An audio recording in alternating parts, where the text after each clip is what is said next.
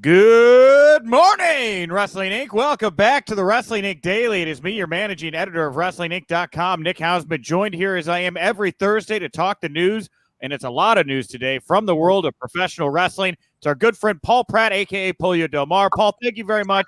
Oh my gosh, Matt, is this for real? Oh my God. What's that voice?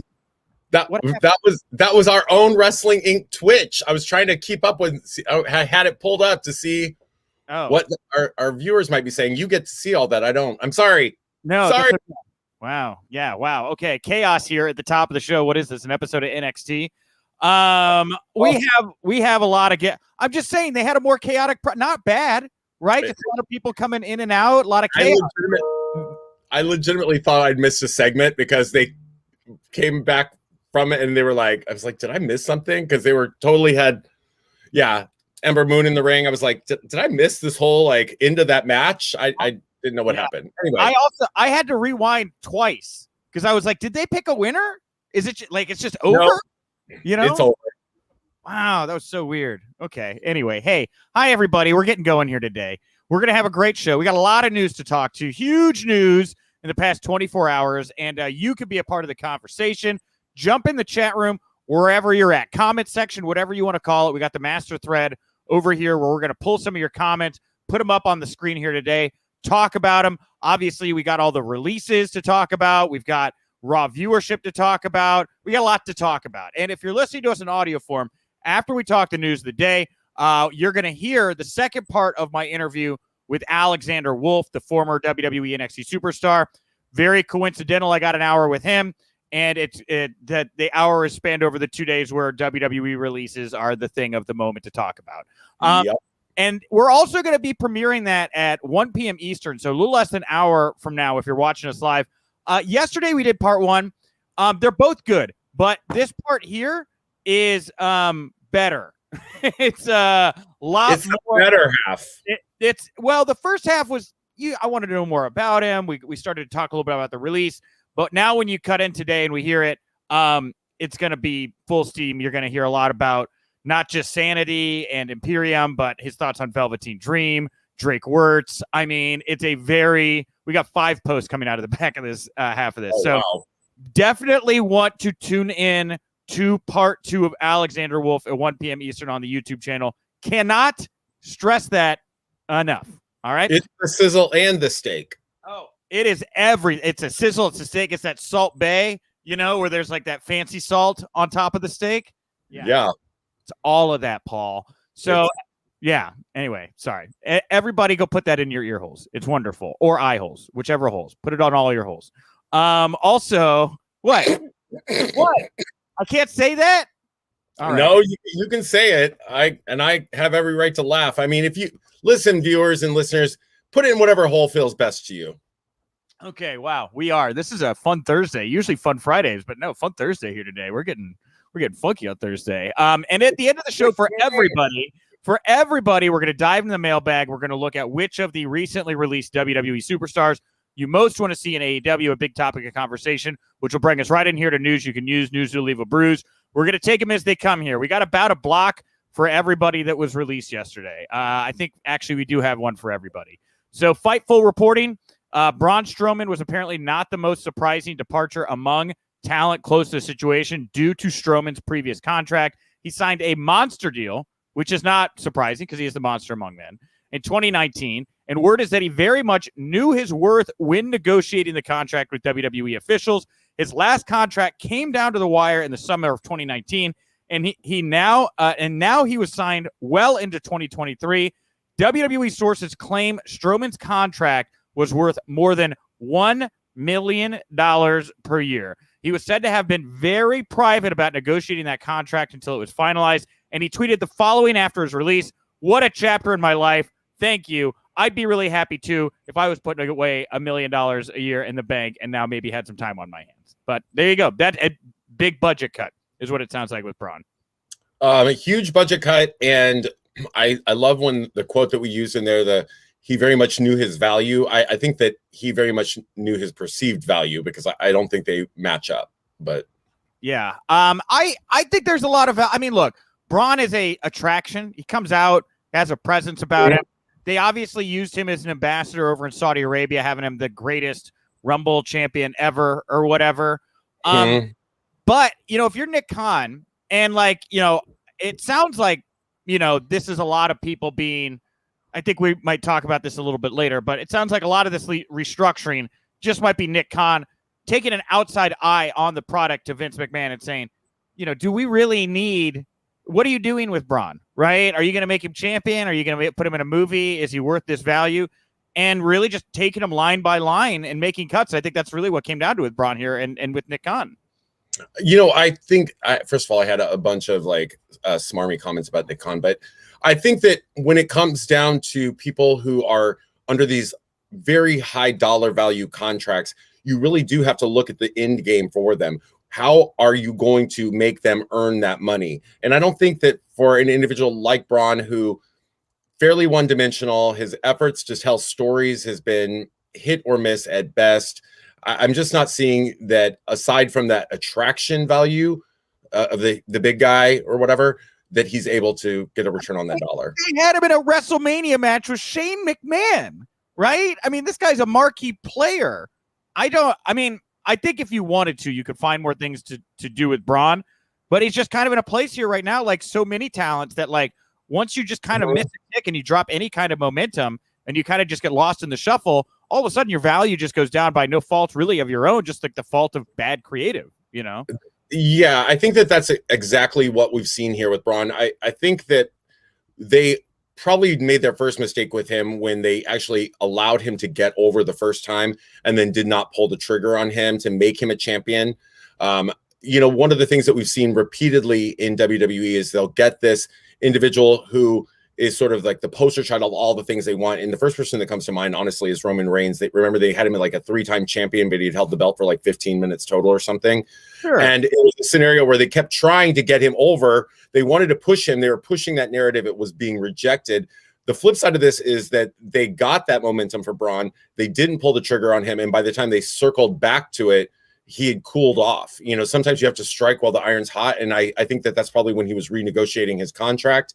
And I don't feel like it ever picked up steam again, no matter how much of a conductor of destruction he is. That was dumb. I didn't really like the last kind of 6 months of Braun's booking. I really thought they were making him he went from being somebody who was really intimidating, especially coming out of the Wyatt family, to just kind of this cartoony, large buffoon. I mean, they embarrassed this guy at WrestleMania. They called him an idiot, and then they fired him. Am I the only one who actually thought that at the end of his WrestleMania match that he was going to get so furious and he was actually going to throw Shane through the cage and then would lose and thusly prove he is an idiot? Sure. Yeah, that's more logic, I think, than he'd been like, "Oh, damn it, I am an idiot." What threw him the wrong way. But here's the thing, I understand all this, the corporate cost cutting thing of it. He had a big contract, but don't you feel like there's got to be more on top of that? I mean, why would you do such a ridiculous WrestleMania storyline where you just embarrass this guy, you make fun of him, and you call him stupid, and you dump green paint all over him, only to let him go just a couple months later? It doesn't all just seem coincidental to me, Paul. No, not necessarily. I think that there might have been, I'm reminded of, I cannot let go of that tweet that he sent out telling indie wrestlers to get a job, during the middle of the pandemic. Yes. And so what that says to me is that my inference from that is that Braun had a very large ego, because he clearly valued himself much more greatly than he valued anybody who actually worked their way up through the independent ranks. He came in, he was built around being an attraction. His size is something, you can't teach that. But that's all he kind of had going for him. And I think that when all these little bits and pieces come to mind, like you're building this person up, he's got this main position, he obviously has an ego, he signs this big dollar value thing.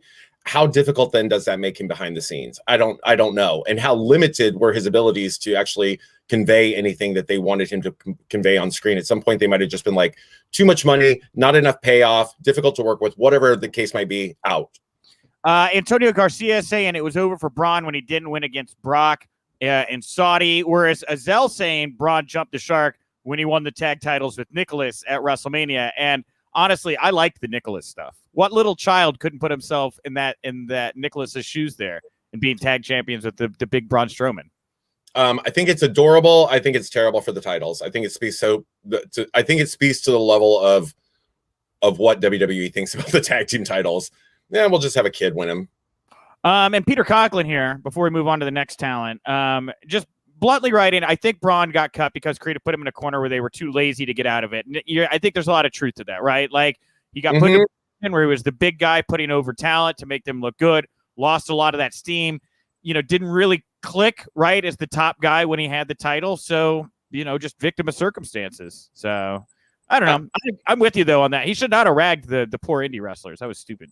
No, and what I think the long-term potential for Braun is, I think that with most of these really huge type of characters, like a Braun Strowman, you either get one of two things, and we don't see the latter that I'm going to mention is often today. Number one, they either go into a place long-term, like, say Big Show did, where they can only tell that same story, like, the Colossus, whatever, kind of go up, and then they have to drop off, because if you give them that maximum push for a long period of time, there's nobody that, given their size, should be able to beat them. And you don't really have any opportunity for them to gain momentum and stay momentum oriented going forward. Or the other option is for when it works the absolute best is you get people like Bruiser Brody or an Abdullah the Butcher or an Andre the Giant before his main reign in WWF back at the time, which is where they went territory to territory, being that attraction for a short period of time and then moving on before it wore out its welcome. That's what we've seen long term and historically. We saw that even with Big Show. How many times we're gonna do you turn him? Does he go away? Does he come back? Do we care? I think that long-term potential for Braun was very similar to that of what we saw from Big Show.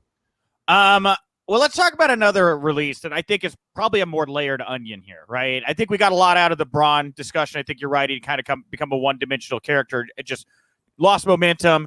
Now he's on the open market. Maybe somebody else, a Tony Khan and New Japan or whoever can pump some new life into him. But Aleister Black, Fightful also reporting WWE employees associated with putting together Aleister Black's recent WWE SmackDown storyline did not know he was being released before yesterday's announcement. Many people behind the scenes in WWE that were associated with putting the storyline together did not know Black was being cut. Furthermore, WWE creative writers were recently told to stop making pitches for Black, but were not told why. It was also noted that the Black versus Big E feud had no long-term endgame. Black went live on his wife, Taya Trinidad's Twitch gaming account yesterday afternoon and said he was told that budget cuts are the reason for his departure. He also said the following, which is a comment that is being picked up by a lot of people. He says, "It's bittersweet because I owe everything to WWE, not to diminish my prior work, but obviously my prior work had gotten me to the dance." And, I think the last 2 years were a slow death for me. I think it was very hard to get the creative approval despite numerous conversations that I've had with Vince and everybody trying really hard. And speaking of his wife, Taya Trinidad, we noted last month how she was at the Performance Center and was said to be on her way back to the company after being released in late 2020 following issues with the company over their third-party edict. This new report noted that there has been no talk of any specific plans for Vega, and there's no confirmation that she's even actually signed an official contract with them. Lastly here, Aleister tweeted the following out. You know what? I will. Okay, I'll throw it in. I'm gathering my thoughts as this was a complete left field for me, as obviously we just started the Dark Father character, but that was it. Thank you so much, WWE Universe, for allowing me to create and give you small bits of myself. All right, Paul, where do you want to start with that? There's a lot to unpack there. We will never, not even Maury is going to be able to tell us who the Dark Father is. You are the Dark Father. There's a lot going on here. If they wanted to do budget cuts and they wanted him to be the victim of a budget cut, they should have probably stopped about 6 of those very expensive animated vignettes ago. Dude. Those look like they took somebody a long time to do. And when I was watching those, even though I wasn't buying into that story necessarily, they look like money. They look like I was watching seconds of money just tick past me to no effect, to be honest. But, it's very interesting that we saw what we saw when he got elevated up to the main roster. And that is something that we've seen over and over again with WWE, and by burning money, because he was money on NXT. Hands down, unequivocally, the single best entrance short of The Undertaker. When he rises up like that, he could have just come out and killed people. Just been amazing and done exactly what he does. And I just don't think that somebody in the company at the most upper levels got it. It was a shame, because he was somebody who was handcrafted to be a superstar. Yeah, there were so many directions you could have gone. And it was almost as soon as they got rid of the entrance, the guy was adrift, right? Yeah. Like, that was the whole thing, right? Like, the whole thing was the creepy candles and coming out of the ground. And, can you imagine him with supernatural powers? What would him and Bray Wyatt kind of be like together? I always thought that was something we were going to get to see, but we never got there. Just a huge drop ball. And now with this guy out there, and I honestly, I don't believe Taya's under contract with WWE. I think if she was, we'd know, right? I feel like we'd know. If she was, she wouldn't be streaming on Twitch. That is a great point as well, Paul. So I don't think it's right. I think it speaks directly to the question at hand. It's absolutely forbidden in a superstar's contract to do that. So she would not have been streaming, particularly with her recently released husband, yesterday, if she was. Man, and that means that her and him are both possibly available to go do something together. And Lana and Miro also now out there to do something together. I mean, really dropping, I don't know what the long-term plan here is, right? I mean, I guess we can, I'll throw it in here right now. The speculation about the WWE sale, right? Now, after the releases were announced, former writer Dave Schilling tweeted about why he thinks WWE is prepping for a sale. He says, you don't cut talent assets at this level unless you're trying to maximize profits before a sale. Braun is a legit top guy, a former world champion, and a merchandise mover. Aleister Black was getting a push on TV last week. This is very telling. Now, Brandon Thurston at WrestleNomics wrote this long piece that basically boils down to Nick Khan said Vince doesn't want to sell. Vince has said he doesn't want to sell. This is his whole life. There's a lot of indicators to say Vince McMahon will never leave pro wrestling or sell WWE. And if that is the case and they're not prepping for a sale, I do wonder if some of these are going to be decisions they look back on as mistakes. Are there enough talents they've let go in the last 12 to 18 months that really are going to help turn the tide for an AEW or maybe somebody else? Well, there's a couple of things that come to mind for me in this situation. Number one, WWE is beginning to slowly return to a touring model. And one of the reasons that people forget that they had such a huge collection of talent wasn't for television per se. It was because they had multiple tours running at any given time. There was a SmackDown tour and a Raw tour. And as we roll out over the next year, they're going to presumably only be doing single tour events like these super shows that they're promoting, where you're getting talent from all of the brands on one show, because they do not want to have, touring companies in 3 different cities at any given time. So number one, how many top guys do you need? Number two, you do not need that kind of breadth of talent if they're not going to be on these tours. They were keeping these people on hand, I think, in part with the idea that if they did return to touring, that they would need these, they need 8 matches or whatever during a show. They need the talent to do that. When now you're only doing 8 matches over 3 brands on any given show, if you're doing a tour, then you don't need these talents. And you already are looking at the fact that they are at their maximum earning capacity that they've ever had, basically posting the biggest gains that they've seen financially, because they stopped touring. Specifically, the touring overhead, is only really offset, generally speaking, by like merchandise sales and things of that nature. But I think that we're getting a lot of talent that's getting released. And if they go somewhere else, I don't think WWE is concerned about that. I think that they are really not as concerned about AEW's success or a competitor in that nature as the rest of the internet wrestling community probably is. I think what's interesting here is that they're really fully, like, the product is the most important thing. We are reliant on no one, right? I'm not going to say they're going to fire Roman Reigns. Like, some people are more valuable and make more money than others for the company. But I think this sends a very strong message that nobody's bigger than the company.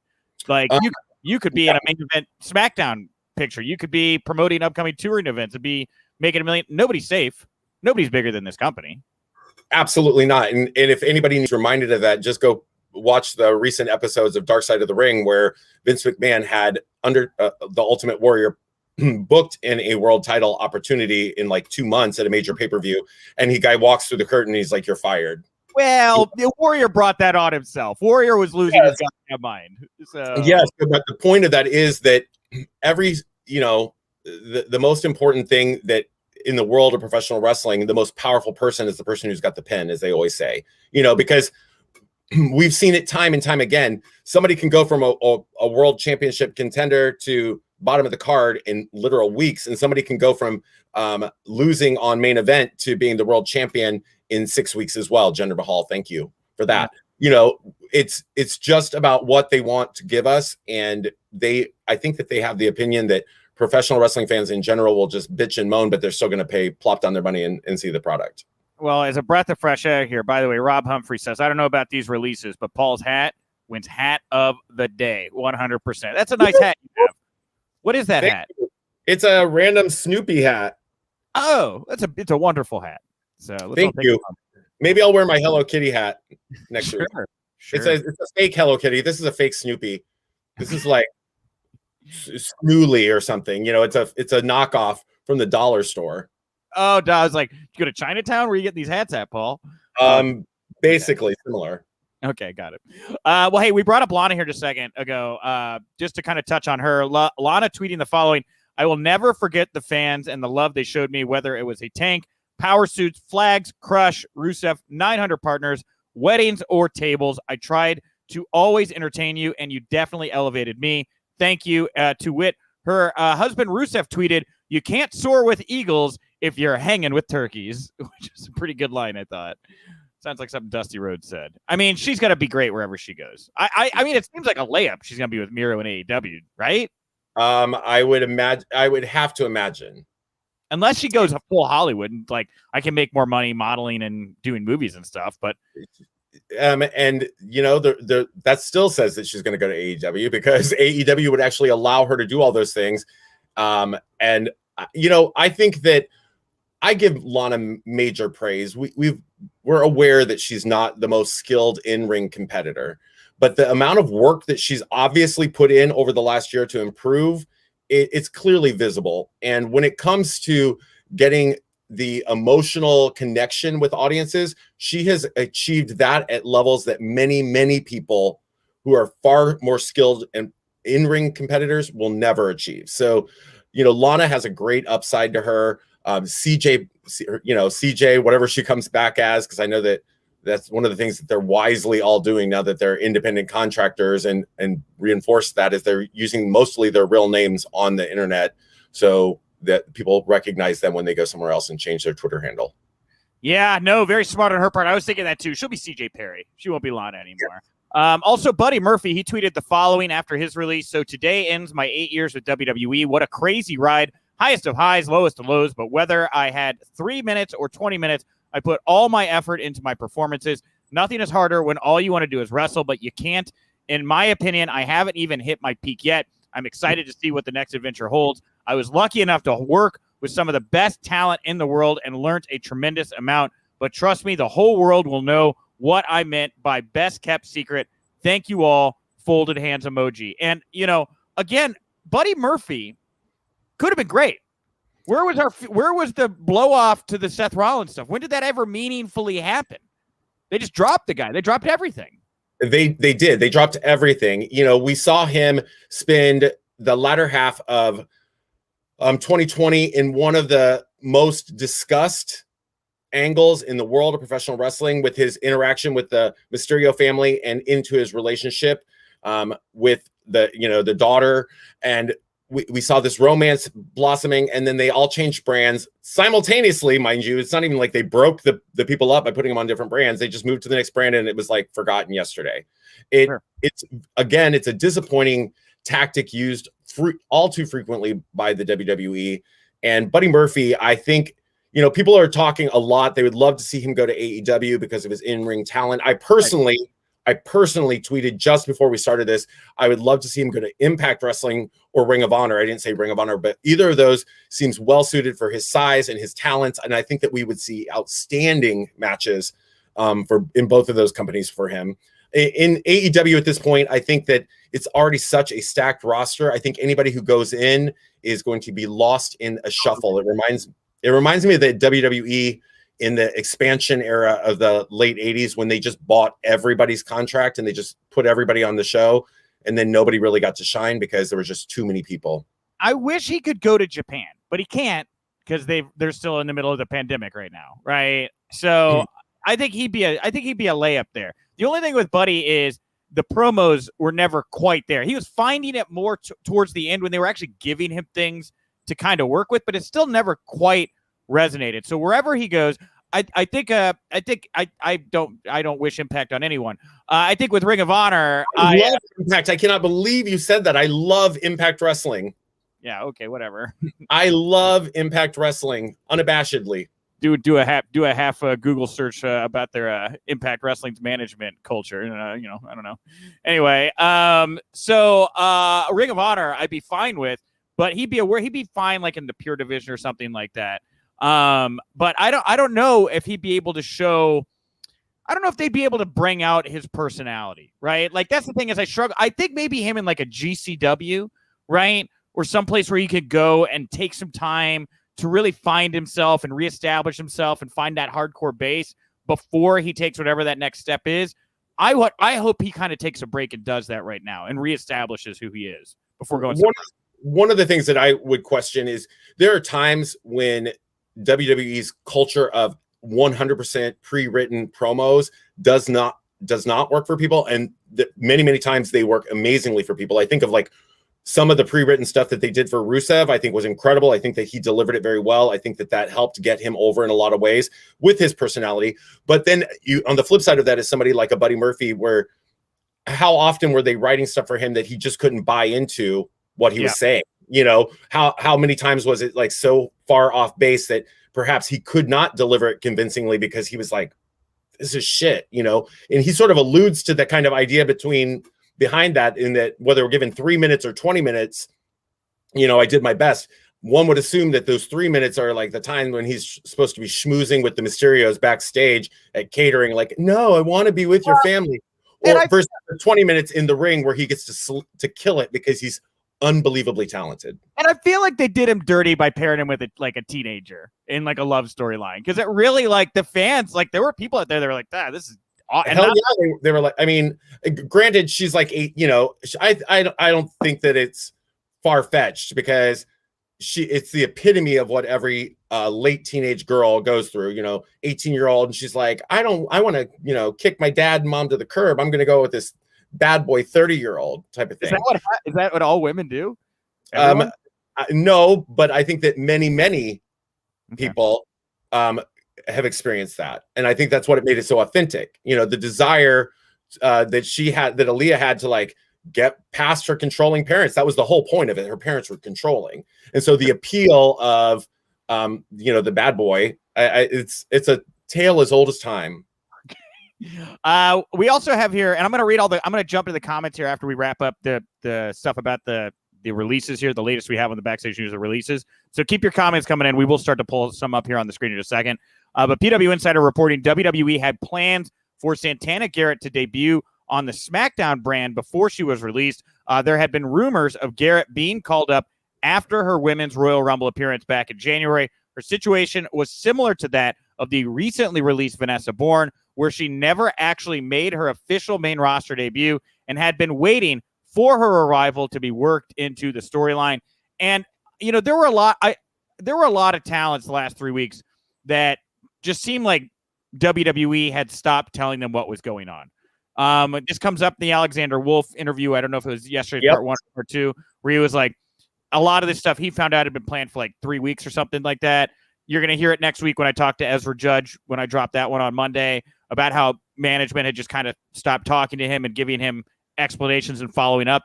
I feel bad for a lot of those talents. And then the Observer saying that WWE sent out this text to everybody from John Laurinaitis, the head of talent relations, which is the first time that they've ever really done something like this, letting everybody know about the releases, which is weird.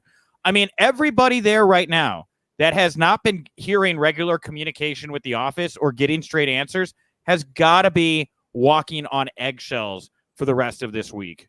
It's got to be just a very stressful environment to be in. That's all I have to say. Yeah, I mean, one would imagine. I mean, think about, this is an industry where they have to do their own part, right? They're going to go and they're going to train and they're going to do all these things, and that's their side of it. And then they're waiting for directions from the hires up.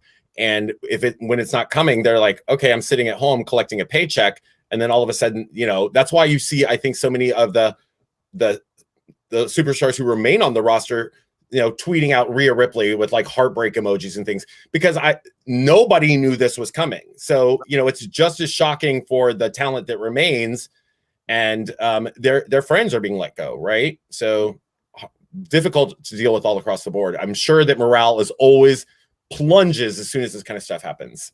It's hard, man. Like Aleister Black was getting a push for the IC title in the main event of SmackDown, and he just poof. I mean, everybody's expendable right now. I mean, again, if you're not regularly communicating with the office and getting straight answers and have an idea of where you're going, you got to be walking on eggshells. I'd say that's 80% of the people there, maybe 90%. So maybe everybody but Roman.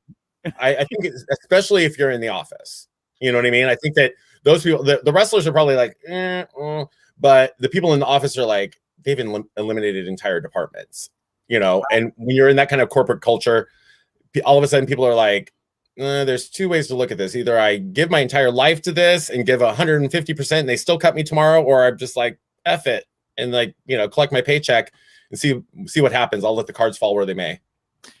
We have Samantha QT.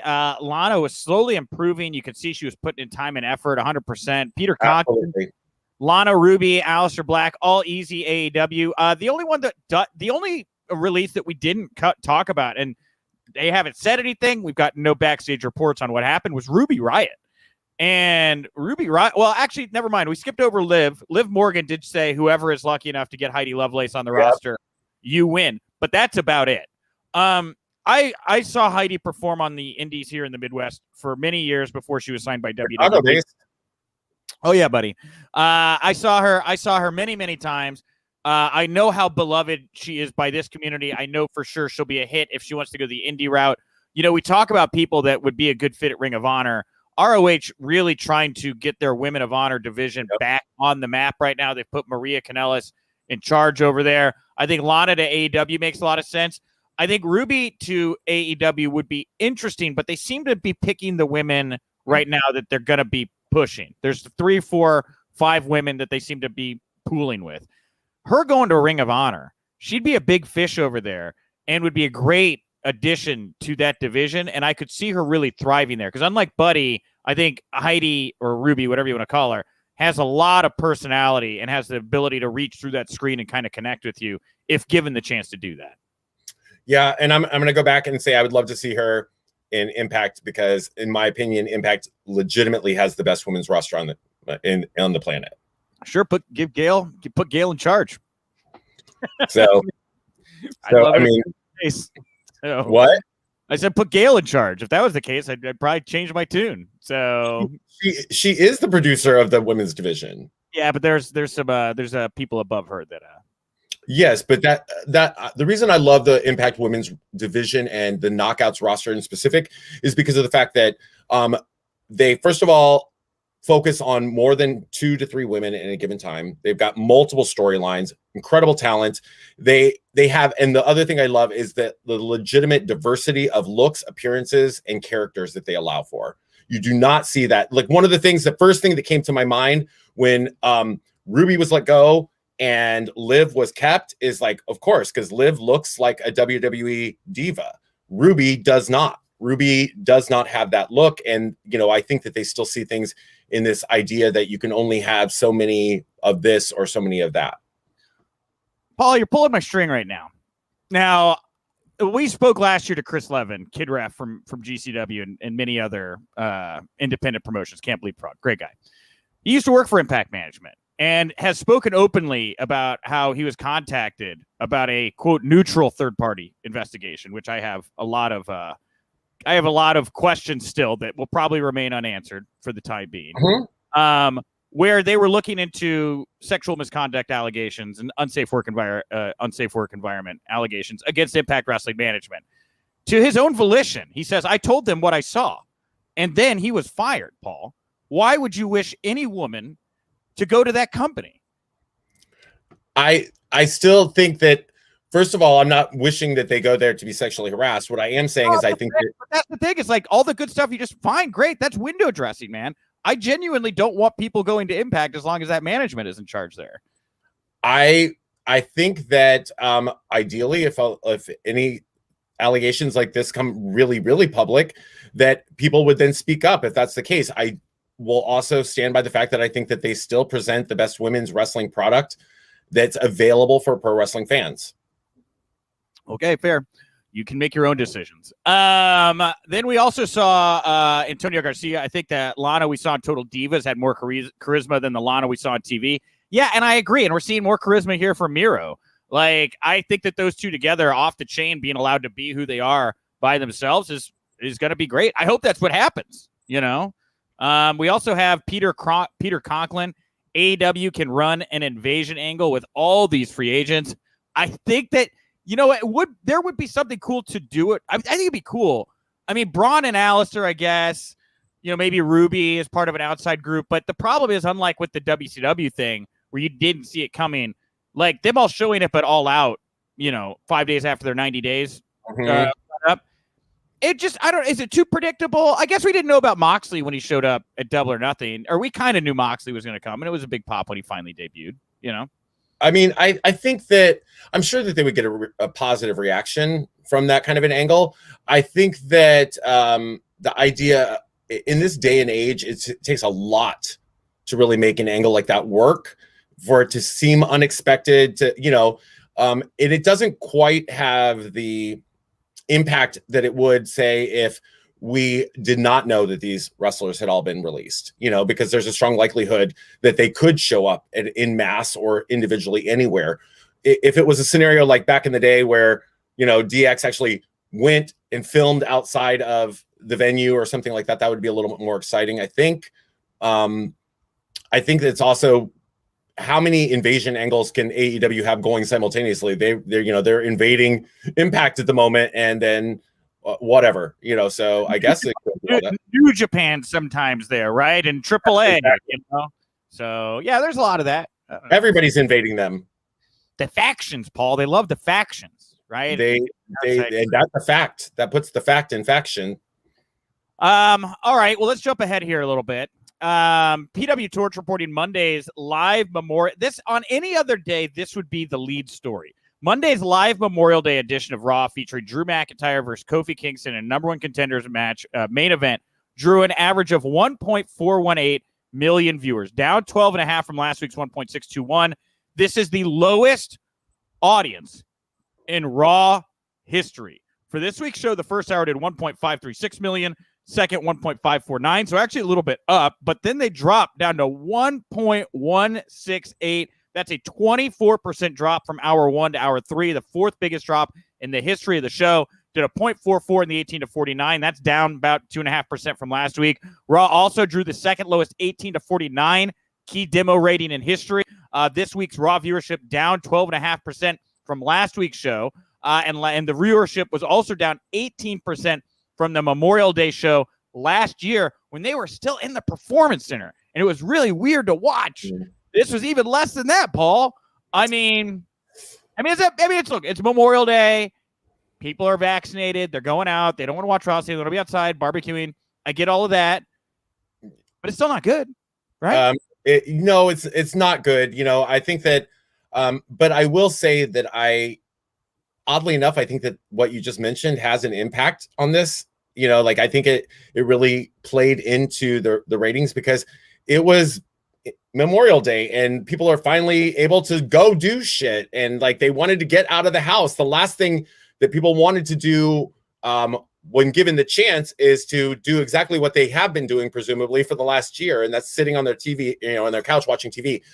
But the problem that I have with this is I know that in somebody's mind somewhere, poor Kofi Kingston versus Drew McIntyre, which was a banger of a match, is going to be the scapegoat for this. They're going to be like, well, obviously they can't draw because, it was the lowest in history. I think that, I watched because I was optimistic Kofi would actually win that, and we would get to see something in a main event of a pay-per-view that we haven't seen for the last 6 months. Yes, Paul. Yes. I think everybody agrees with you on that. And, that's why I say, you're right. I think they're backstage. Maybe some people would put some heat on Drew and Kofi for not drawing or not being the right whatever. But, man, like, they're starting to book Drew like the versions of John Cena and Roman Reigns that people hated. Not the cool versions that kind of evolved and came later, but like the original, like overpushed. You're going to see him in the same kind of title picture against the same champion every single time kind of deal. And I hope it doesn't spoil him before they get in front of live audiences. I don't think that he's so likable. I don't think it will happen, but I think that there is kind of a resentment starting to grow up against Drew McIntyre a bit. And I think that there will be, as I said to you on Tuesday when we talked right at, and assessed the Raw situation. I think that Kofi was spitting fire in those promos. They were so good, but I also think that they hit a little bit too close to reality when he said, "We are tired of seeing you. Move your ass over and let somebody else in."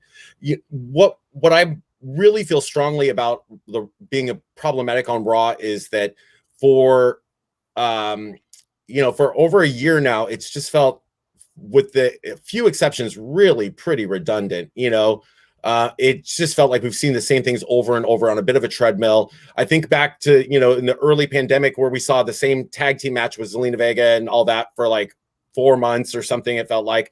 And now we're getting variations of the same thing with Drew and Bobby. And I think that is a marquee match. I really do. I think that is something that drew money for Impact when they did it in Impact. It's drawn money for, over the period of the last 6 to 8 months for WWE. I just don't want them to burn it out. There's no reason to burn it out. Why not spread it out over time so we can revisit it where it feels fresh? All right. Lastly here, hey, you did a really good job describing the creative woes of WWE at the moment there, Paul. But I think we should go to the voice of the voiceless. I think we should let CM Punk describe to us what he thinks is wrong with WWE. Yeah. He tweeted, he responded to Bloody Disgusting's, a website, John Squire, I believe he's an editor there, a tweet where John's being very critical of WWE. So then Punk writes, it's Shocking. it's like a movie with a blockbuster budget and cast, but if it's written by creatively bankrupt nincompoops, specifically for an audience of one in a language nobody understands anymore, it's ...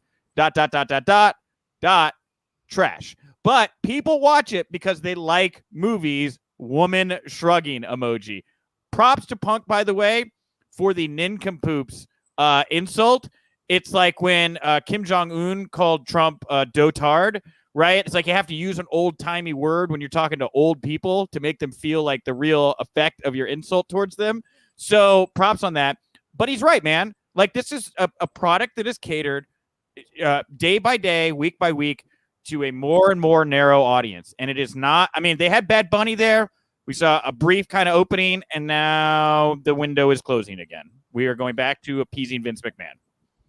Yeah, I mean, I reflect on things I've heard other people say. And one of the things I remember standing out to me from an episode of Busted Open Radio is when Bully Ray said, anybody who tells you that they do not, anybody who won't admit that WWE is entirely focused on pleasing one person, and that being Vince McMahon, they're lying. Ultimately, that is the person that you have to appease. And I don't think that, I don't think he cares. I don't think he cares what people about the feedback. I think that, then again, it's plausible that, things that people say that they want, people are very fickle as well. So audiences change what they want minute by minute. They want somebody to be a champion until they're champion, and then they don't like it as soon as it happens. And I've been as guilty of that as anybody else. All right, everybody. Well, welcome to the end of the show, the mailbag portion of the show. Thank you very much to Alexander Wolf for that extended conversation. If you're listening to us in audio form, I hope you enjoyed that. And again, if you're watching us live right now in video form, We have a ton of viewers. Thank you all so much. We got a ton of new viewers yesterday. A lot of you guys came back today, guys and gals. Thank you all so much. If you're enjoying the show, the hearts and the thumbs up or even an angry face, whatever, you can do all of that. It's great. We're going to dive into the mailbag here. We're going to talk about today's poll question at WInc Daily, WInc Daily. That is the Twitter account to follow. If you want to vote in the daily poll, find out when new episodes are coming out, find out where the stream is for the live show, whatever it may be. Go over to at WInc Daily on Twitter. Today's poll question, very straightforward. Which recently released WWE superstar would you like to see in AEW? Over 400 votes here in about the last hour. 63.5% Aleister Black, 18.9% Braun Strowman, 12.7% Lana, and only 4.9% for one of the other three talents. So we'll dive into the comments here in just a moment. But Paul, of the recently released talent, who do you think would be the best fit for AEW? Absolutely Aleister Black. I think that the best fit for AEW would be Aleister Black, simply because of the fact that number one, he has a fighting style that meshes extremely well with most anybody on the roster. Secondly, Aleister Black versus Kenny Omega would be pretty much a dream match for most fans. And I think that the fact that he is a versatile competitor would do very well for them. I think that, unfortunately, we would see the same problem with Braun Strowman going to AEW that we've seen with people like, Lance Archer and other big men. They just don't really know how to push a big man properly. And it's a small man's company predominantly, and they just don't make a great fit. So besides the fact that I just don't really care for Braun Strowman, Aleister Black is the person 100% I would most appreciate seeing on AEW. I agree. I think Black, Lana strong. I'm almost like 50-50 with those two because I see what Lana. I don't see her as a wrestler, though. I don't want to see her wrestling on AEW. I want to see her being Miro's voice. Sure. I mean, I could see her in mixed tags or something like that, but no, she doesn't need to get in there with Serena Deeb or Britt Baker and try to prove herself. Did I almost make you spit your coffee out, Paul? It's not coffee, but yeah, because, just no. No? No, not. I don't want to see those things because, as much as she's improved, she's not there. And if AEW brings in female talents, I would like to see them be talents that can elevate that division. And Lana is still in the learning curve herself. And as much as we credit her with that, she does not have a great deal to offer other than name recognition in that environment. I know I'm not the only one out there on social media or in podcast advocating for this, but, we talk about how AEW loves their factions. Sting and Darby with Tommy End as kind of, because you got super young Darby, you got, veteran Sting. He kind of fits right in the middle there, right? And I could see, right? I could see Mama Bear, Daddy Bear, Baby Bear. Yeah, Sting in his gear, driving his caddy down the desert road, and you see Tommy End with his thumb out, and Darby's like, get in, right? And they take off, they show up at Dynamite. You don't even need to really explain it. I think they all just look good together, I think it would definitely fit that aesthetic. Yeah, for sure. Yeah, I believe as well. Well, real quick, I'm going to kind of bounce back and forth here. I know we've had some comments that have piled up, so I'm going to get a couple comments from the thread here. I'm going to read some tweets. We'll go back to the comments thread, and then we're going to wrap it up here today. So real quick, Craig Newline, who, by the way, does incredible work for us over at Wrestling Inc. on our Facebook page. Go say nice things to Craig in the comments section if you would like. He works very, very hard. Thank you, Craig. I just don't feel that there's enough spots in the company right now to put these release stars over in AEW whilst still strongly building the current roster of stars. Yeah, man. Somebody comes in, you got to create new plans for them. You got to scrap plans for others. Right? Yeah. Not only do I agree with Craig 100%, I also want to give him mad props for using whilst. He's from Scotland. Of course he is. He's a policeman from Scotland. So when he's not Facebooking about pro wrestling. So anyway, hi, Craig. Thank you for your support. I'm sure it's like a good time of the day for you to be watching this over there. We're like your nighttime show. We also have here, real quick, Adrian. Hi, guys from the UK. Yeah, hi. Yeah, we get a lot of UK viewers here. Thank you all so much for tuning in. I know this is a good time of the day for you guys to be watching this. Also, New York, for them. Who is a nighttime contributor, I believe, for us over at Wrestling Inc. Absolutely. She's amazing and hilarious. I loved her. We should bring her on one day here to the Daily. She can join our conversation, right? I had them cracking up with my comments one night. I was in there just not borderline trolling them when they were doing the Twitch stream. All right. Well, we'll bring her on. She'll talk with us one day here. So anyway, she says, leave Bad Bunny out of this. I was talking about how Bad Bunny helped. I was saying nice things about Bad Bunny. Bad Bunny. You were, but also making like weird, like vaginal shaped things with your hands, which was very disturbing to me because for reasons. I have a Georgia O'Keeffe style of pro wrestling punditry. Apparently, like, and then he was like, please do not make sound effects. If that was there a sound effect involved in that? Please don't do that. Oh my God. Stop that. Stop that right now. Okay. Don't do that. Antonio Garcia, I think Strowman is money for AEW. If Brian Cage is turning face, I could see Taz bringing in Strowman to punish him. Strowman doesn't scream Team Taz to me. He doesn't seem like a suplex machine, but I could be wrong. You know, I as much as I don't like Braun, I will say that over the last few months, when they've given him the opportunity, I've been moderately impressed with some of the in-ring acumen that he seems to be developing.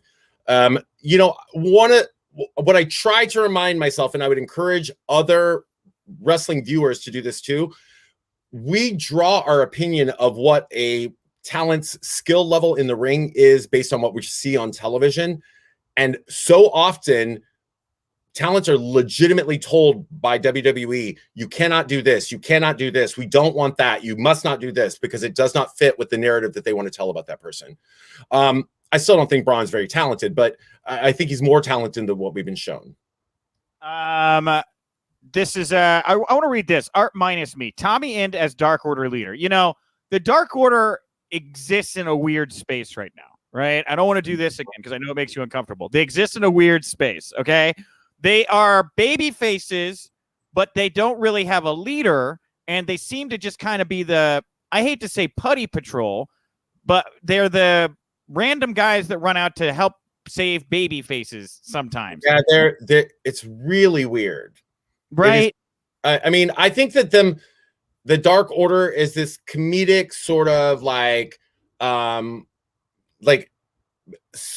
know, like the outsider clique that gets together and they're like supporting all the, you know, they're like a group of wrestling marks for everybody, all the other bigger stars. It's very weird because it's the polar opposite of what we were presented initially.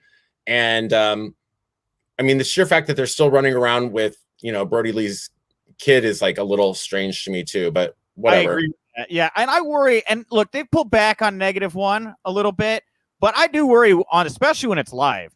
And I see him kind of in the group, kind of like moving around, you know, not quite exactly sure where he's supposed to be. If this kid takes a suicide dive accidentally, it's gonna be real bad press. So anyway, I think it's adorable for what it is, but I think, you know, it was overdone. Yeah, I'm not a huge fan of the children in the pro wrestling space for a lot of reasons. But anyway, back to Aleister Black in the Dark Order. I don't know that you could call him the Exalted One, but I think you could definitely say, because it's not like he's returning, but kind of use that energy that Brody had, right? As this person who is an outside, this darker kind of figure that's coming in to lead a group of young talents, to mold them and move them up the roster, which was what Brody really wanted to do. I talked to him like a couple months before he passed away, unfortunately. And that was what he was talking about, you know, is how much he was very proud of, you know, being able to work with these. And he saw the vision for Dark Order. Aleister Black would be the perfect person to pick up exactly that energy and move that group forward. And I hadn't even thought about it. So props to you, by the way. Who was the one that said that? It was Art minus me. Props to you, man. That's a really good thought. I kind of hope there's something to it. How amazing would it be too to see somebody like that come in and sort of reassert and redirect and say, like, you've lost your vision, you've lost your mention, you know, your momentum, you've lost your purpose, and you need to refocus. You've become soft. You become, you know, like, yes, this was unfortunate, but you know, the greater good that he was working towards has been lost. Yeah. I'm gonna fire off like 2-3 more comments because I did not realize we're 5 minutes away from the debut of Alexander Wolf Part 2 over on Wrestling Inc.'s YouTube channel. So real quickly here, I do want to say which was the one I wanted to pull up here, but here we go. Gaming Sage Pro, Aleister Black and AEW would be okay, but AEW does need more women with name value. So Mickie James, Iconics, they'd be great. You know, we talk a lot about like a male invasion, right? Like if Mickie James and the Iconics and Ruby Riott sat down ringside during a match with Thunder Rosa or Britt Baker, and they were the outside. I would pop for that. I would pop hard for that. Right? I would, because it's something that I would pop hard for it because it's something that we perceive as needed. Besides the fact, I just want to put over the fact that Mickie James just released a new country single called Grown Ass Woman. Amazing. Sounds like she wrote her own entrance music for the rest of her life. It's great. The stuff that has worked the best with the women in this women's revolution is when they take things that the men made popular and they just do them as women, right? Oh, yes. What about a women's NWO, right? Where they're running roughshod over the AEW women's division and you don't really know why they're there or what they're doing. I actually, sometimes I say things on this show, Paul, where like if they don't happen, I get upset. And now that's one of them, Paul, because I'm probably not going to get it, right? But who knows? That'd be great. Yeah, I mean, I definitely think that idea would be much more palatable and seem much more fresh than a men's faction. Yes. And even when you mentioned the men's faction and you said, like Ruby Riott, like that sort of like harkens back to Retribution having female members and it just being like, mwah, mwah. Yeah. No, just a group of badass women that are coming in to like take over the AEW's women division. You can kind of have the AEW women kind of, paired off against the outside entities. So anyway, all right. Anyway, I went too long with this. I'm sorry. We don't have any time. I do see here some of that said women's invasion angle. Wow.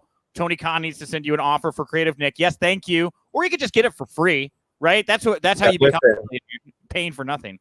I didn't get to any of the Twitter questions here today or the responses. You're all great. I'm going to go I'll comment some of the Twitter stuff here after the show is over. We are 3 minutes away from the debut of Alexander Wolf Part 2 over on the Wrestling Inc. YouTube channel. I cannot stress enough. If you are watching this and you like this, go watch that. You will love that. It is the much meatier part of my interview with Alexander Wolf. I guarantee you multiple things that he says in this Part 2 that's about to air will be aggregated by all of your favorite other wrestling sites, which you shouldn't have any, only Wrestling Inc., but we'll be posting stuff too. Okay. So anyway, go check that out where it starts at 3. You can even leave now to go get ready for it. That's fine. I don't care. You can stay with us. We're almost done. Paul, what do you go check out the socials for Wrestling Inc. Go support the Wrestling podcast on RSS and late night after shows. Paul, where do you want to send people to find you, follow you, support you, all those great things? Yeah.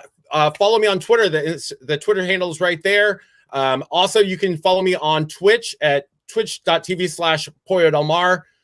And please jump on over to the Pro Wrestling for Life, hosted by Sean Waltman and Nick Hausman. This dude right there, because I am a special guest this week, and my mind is blown. Also, I just have to say this: today has been like one of the best days of my life, Nick, because not only is Pro Wrestling for Life happening, I submitted my very first article to Pro Wrestling Illustrated, and it was accepted.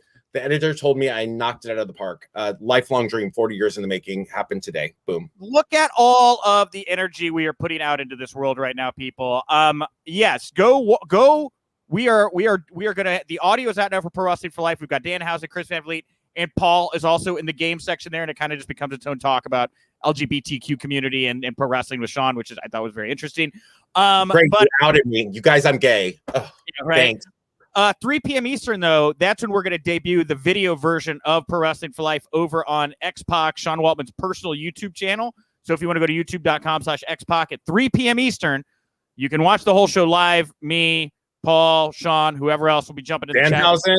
Dan Housen may be jumping in the chat room, talking to everybody as it's going along. So join us, everybody. Hey, thank you all so much for tuning in. I'm Nick House at Nick_Houseman over on Twitter. I'll talk to you tomorrow. And remember, if you winked, you didn't miss it.